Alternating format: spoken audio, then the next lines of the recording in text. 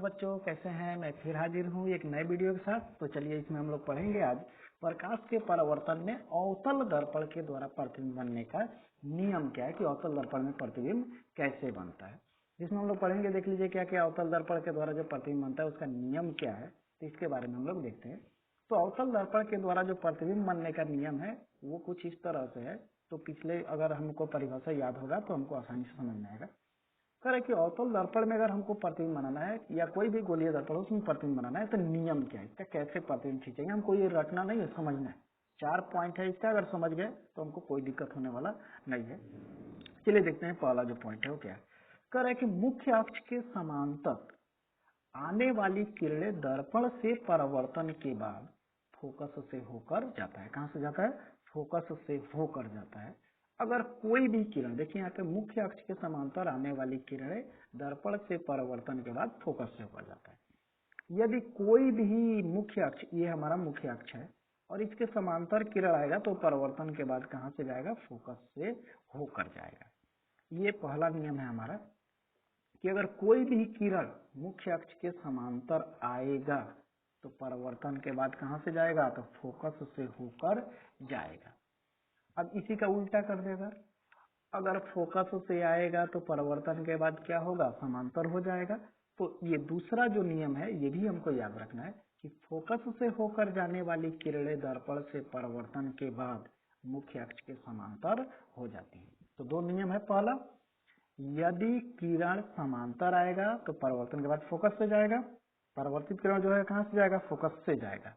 और अगर फोकस से होकर किरण आएगा तो परावर्तन के बाद वो क्या होगा? मुख्य अक्ष के समांतर हो जाएगा। देखिए ये फोकस से आ रहा है तो ये समांतर हो गया, और ये समांतर आया तो ये फोकस से होकर गया। तो ये दो नियम है।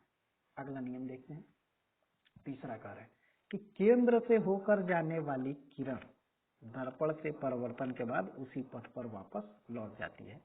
क्योंकि अगर केंद्र से जाएगा, मान लीजिए केंद्र से जा रहा है यहाँ से, तो अगर ये केंद्र से जाएगा तो ये लंबवत टकराएगा और लंबवत उसी पथ पर वापस लौट जाता है। परावर्तन के नियम हम लोग पढ़े हैं, आपको याद होना चाहिए कि अगर कोई किरण लंबवत टकराता है तो उसी पथ पर वापस लौट जाता है।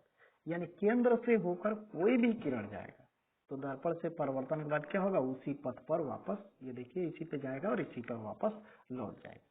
और एक परावर्तन के नियम हम जानते हैं, आपतन कोण परावर्तन कोण के बराबर होता है। यहाँ पे देखिए आपतित किरण है, परावर्तित किरण है, लंब है, तो आई बराबर होता है आर के। हम परावर्तन के नियम से जानते हैं। तो आपतन कोण परावर्तन कोण के बराबर होता है। तो ये 4 नियम है। समांतर आएगा तो फोकस से जाएगा, फोकस से आएगा तो समांतर हो जाएगा, अगर केंद्र से जाएगा तो उसी पथ पर लौटेगा, अगर जो चौथा नियम है वो क्या है? आपतन कोण परावर्तन कोण के बराबर होता है। तो यही 4 नियम लगाएंगे और 4 नियम से हमारा जो है पूरा प्रतिबिंब बना सकते हैं। तो चलिए पहला करें कि जब वस्तु अनंत पर होगा तो प्रतिबिंब कहाँ बनेगा। तो जब वस्तु अनंत पर होगा तो मान लीजिए अनंत से आ रहा है किरण, सब किरण आकर के कहाँ कट गया? फोकस पे, और किरण जहाँ कटता है उसी को हम कहते हैं प्रतिबिंब। जहाँ पे किरण कटता है उसको हम क्या कहते हैं? उसको कहते हैं प्रतिबिंब। तो मान लीजिए समांतर किरण आया, सब कहाँ कटेगा? तो फोकस पे, तो प्रतिबिंब फोकस पे बनेगा। ये रियल में कट रहा है, ये किरण इधर टकराया, इस पे इधर इधर से आया, इधर से आया, सब ये रियल में कट रहा है, यानी प्रतिबिंब कैसा बनेगा? वास्तविक बनेगा। यानी अगर वस्तु अनंत पर होगा तो जो प्रतिबिंब बनेगा फोकस पर बनेगा, वास्तविक बनेगा और उल्टा बनेगा। तो इसमें तो उल्टा नहीं दिख रहा है, लेकिन चलिए इसमें दिख रहा है। यहाँ पे देखिए ध्यान से, ये किरण ऐसे आया तो ऐसे चला गया, और ये किरण ऐसे आया तो ऐसे गया। ये दोनों परावर्तन के नियम का पालन कर रहा है। परावर्तन के नियम आपतन कोण परावर्तन कोण के बराबर होता है, इसी आधार पे हम बना सकते हैं। तो दोनों जो किरण कटता है वो कहाँ कटा? तो ठीक फोकस के नीचे कटेगा।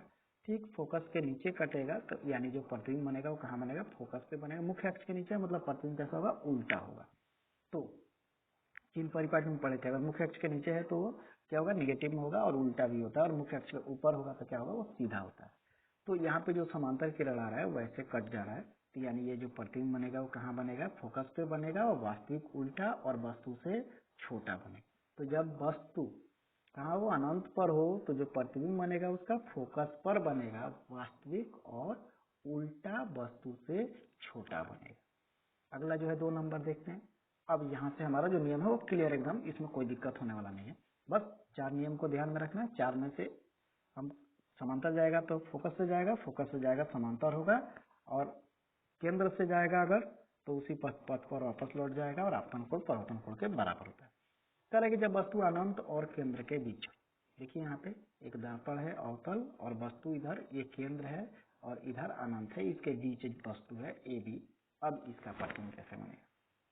तो हम जानते हैं अगर समांतर जाएगा तो फोकस से होकर जाएगा और फोकस से होकर जाएगा तो समांतर हो जाएगा। और ऐसे अगर खींचेंगे सब क्लियर एकदम नाप करके तो जो प्रतिबिंब बनेगा कटेगा परावर्तन के बाद से किरण, वो C और F के बीच कटेगा। तो प्रतिबिंब यहाँ पे बन जाएगा। तो कैसा बनेगा? तो वास्तविक, क्योंकि ये किरण और ये किरण परावर्तन के बाद रियल में कट रहा है, तो प्रतिबिंब जो बनेगा वो होगा वास्तविक। मुख्य अक्ष के नीचे बना है प्रतिबिंब तो होगा उल्टा। ये वस्तु इतना बड़ा है, देखिए इतना बड़ा है वस्तु और प्रतिबिंब छोटा है, तो प्रतिबिंब जो बनेगा वो होगा वास्तविक उल्टा और वस्तु से छोटा बनेगा। कहाँ बनेगा? तो C और F के बीच बनेगा, यानी केंद्र और फोकस के बीच बनेगा। तो वही कह रहा है जब वस्तु अनंत और केंद्र के बीच हो तो प्रतिबिंब कहाँ बनेगा? तो जब वस्तु अनंत और केंद्र के बीच हो तो प्रतिबिंब फोकस और केंद्र के बीच बनेगा, वास्तविक बनेगा, उल्टा बनेगा और वस्तु से छोटा बनेगा। चलिए अगला देखते हैं। अब कह रहा है कि जब वस्तु केंद्र पर हो, तो मान लीजिए अवतल दर्पण है, ये मुख्य अक्ष है, ये केंद्र है और ये फोकस है, तो वस्तु इस बार केंद्र पर है, ये भी वस्तु है। अब हम जानते हैं यदि समांतर किरण जाएगा तो फोकस से होकर जाएगा और फोकस से जाएगा तो समांतर हो जाएगा। और किरणें जहाँ कटती हैं परावर्तन के बाद उसे हम कहते हैं प्रतिबिंब। अगर किसी दर्पण से परावर्तन के बाद किरण जहाँ कटता है उसको हम कहते हैं प्रतिबिंब। तो होगा क्या? यहाँ पे AB वस्तु है, देखिए ध्यान से AB वस्तु है, ये किरण आया परावर्तन के बाद फोकस से होकर गया और ये किरण फोकस से आया परावर्तन के बाद ऐसे समांतर हो गया, दोनों कट गए यहाँ पे। तो देखेंगे C के नीचे कटेगा और जितना बड़ा वस्तु होगा उतना ही बड़ा प्रतिबिंब बनता है। जितना बड़ा वस्तु होता है उतना ही बड़ा प्रतिबिंब बनता है। यानी जब वस्तु वक्रता केंद्र पर होगा, C पर होगा, तो प्रतिबिंब जो उसका बनेगा वो केंद्र पर ही बनेगा, रियल में कट रहा है यानी वास्तविक बनेगा, उल्टा बनेगा क्योंकि मुख्य अक्ष के नीचे है। मुख्य अक्ष के अगर नीचे होगा तो प्रतिबिंब कैसा होगा? उल्टा होगा।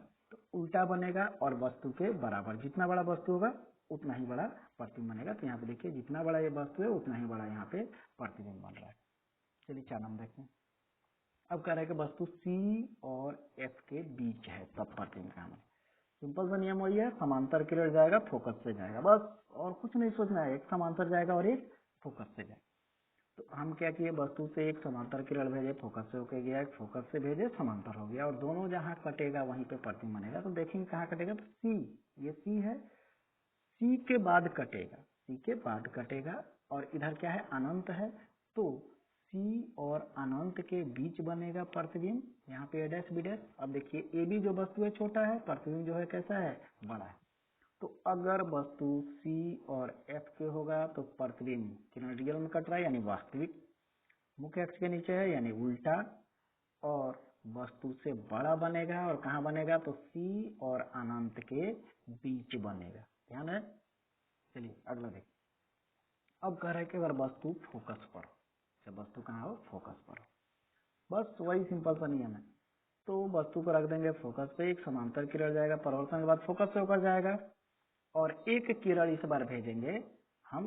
दो नियम है, या तो हम इस पे आपतन कोण परावर्तन कोण कर दें या केंद्र से भेज दें। तो सीधा अगर केंद्र से जाएगा तो उसी पथ पर वापस लौट जाएगा। तो एक किरण ऐसे जाएगा एकदम लंबवत टकराएगा तो ठीक इसी पथ पर वापस लौट जाएगा। और देख रहे हैं दो समांतर रेखाएं मिल रही है, इसको क्या आगे बढ़ाने पर ये कटेगा? तो नहीं, पीछे बढ़ाने पर नहीं कटेगा।